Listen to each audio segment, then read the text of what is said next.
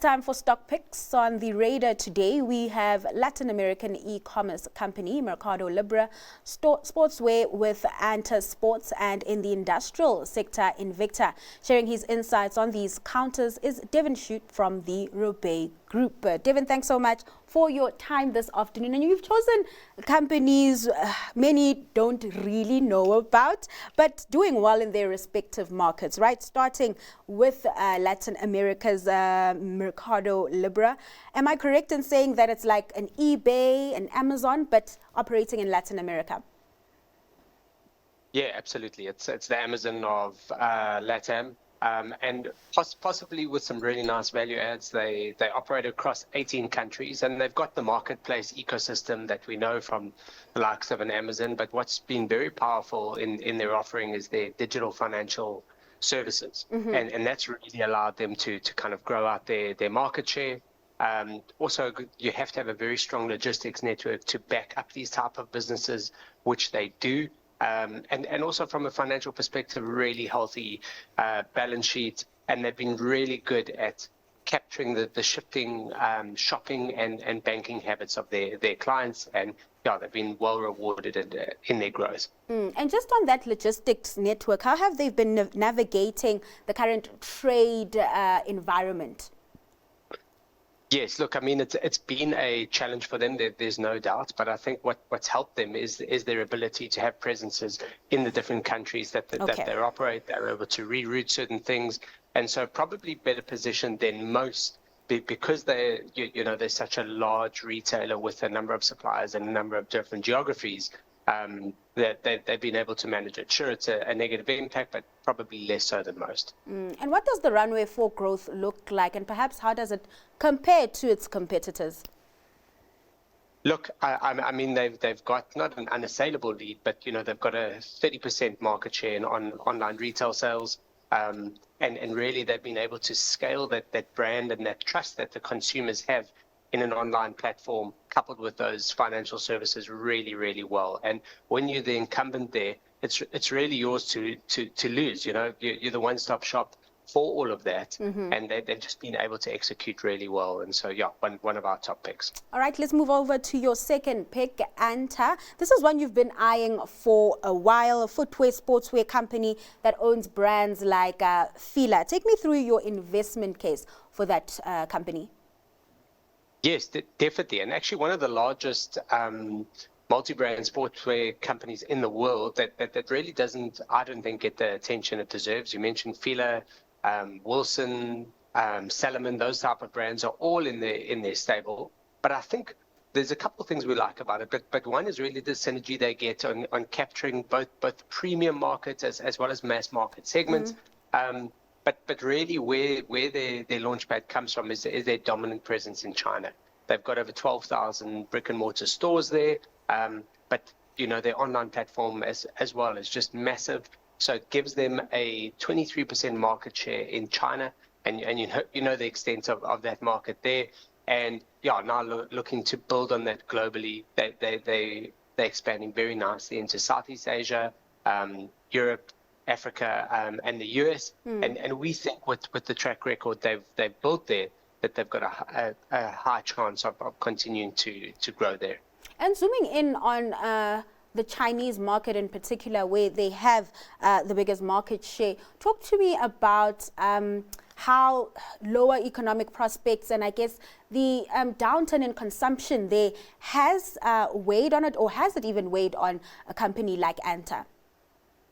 Yeah, sure. So, I mean, when you look at China, you've got to look at the base of growth. So yes, you are seeing a somewhat softer short-term period in it, but the economy is still growing at around 5%, which is a really enviable rate, and that's with a third of the economy misfiring, and that's in the property sector. Mm-hmm. So we think the biggest maybe damper to growth in China at the moment is consumer sentiment, and that has affected Anta to a degree. But we think despite all of that this company's been very good at continuing to extract value through the supply chain, continuing to innovate on their in-house platforms.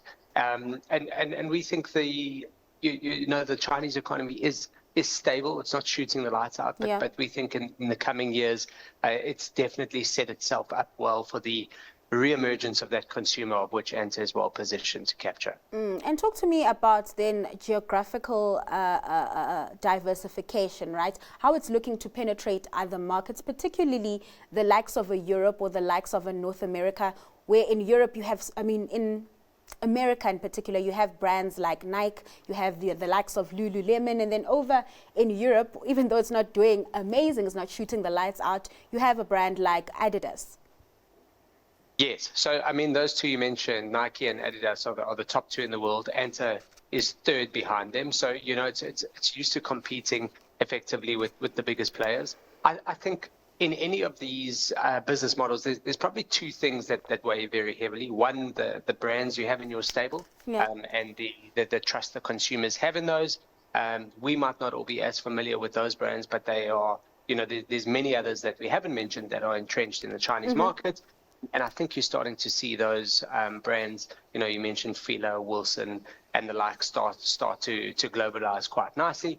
And then the second part of the equation that they've got to get right is the platforms that the consumers engage on. And Anta Sports has been very good. That's kind of their first foray into these new markets, into the Europe, the US, and the likes. And then from there, as they start to gain traction, then they roll out the brick and mortar stores. So, yeah, well versed in how to do it. They've got the scale to get those economies coming through there. And I think there's enough brand recognition now built globally for them to embark on this international expansion. All right, last but not least is a local player, Invicta. Why do you like this one, Devin? Yes, not everyone's favorite. You're talking about a smack bang in the center of the South African economy, a SA Inc. stock. Yeah. Invicta is a diversified industrial group, and what they do is they service kind of the industrial sector, the auto agri sector, and the earth moving equipment sector. And what they do is they provide parts on those from OEMs. They've got about 400 brands in their stable, which they've really built up over many years. But then they also do the ongoing servicing, which provides a nice annuity income. So, not the most glamorous of businesses. Yeah. And, it is going to need economic growth as a tailwind at some stage. But what this company has done really well recently is cleaning up the balance sheet, getting rid of, complicated preference share structures. And that's kind of reflecting in a much healthier financial position for the business. Coupled with that, they're also looking to expand. Probably half of their profits by next year will be generated out of South Africa. So that's really helped them kind of weather this low growth environment that we, persistently seem to have to struggle with in South Africa. They've done that with a combination of acquisitions and some organic growth.